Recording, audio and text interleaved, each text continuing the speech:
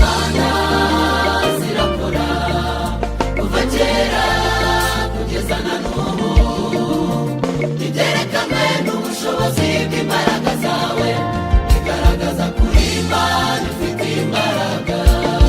Imbaraga zawe mana zirakora kuva kera kugeza na n'ubu, byerekanwe n'ubushobozi bw'imbaraga zawe, bigaragaza kuri Imana ifite imbaraga.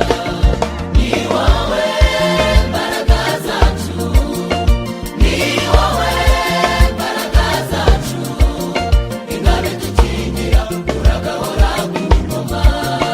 Ni wowe mbaraga zacu, ni wowe mbaraga zacu, ingabe dukingira uragahora ku ngoma.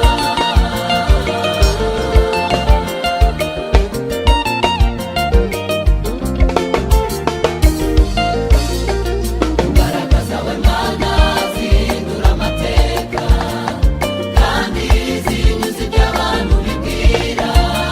zageze kuri Sawuli warenganyaga ubwoko bw'Imana.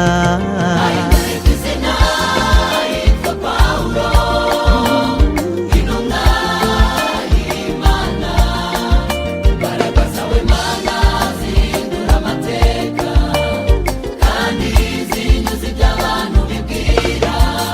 zageze kuri Sawuli warenganyaga ubwoko bw'Imana. Ahindura izina yitwa Pawulo, intumwa y'Imana.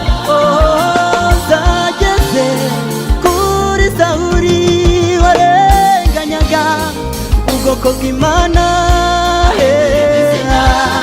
Yitwa Pawulo, yitwa Pawulo, intumwa y'Imana. mwami wanjye uri imbaraga, uri imbaraga z'abakwizera, uri ingabo idukingira, mwami mwami mwami uri imbaraga, mwami wanjye utwitaho, ingabo idukingira, ingabo idukingira.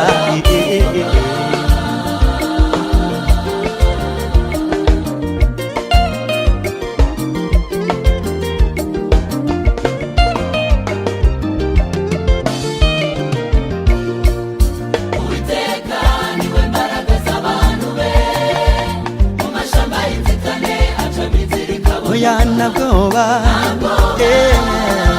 Dufite namba kubw'imbaraga z'uwo mwami. Uwiteka niwe, niwe mbaraga z'abamwizera.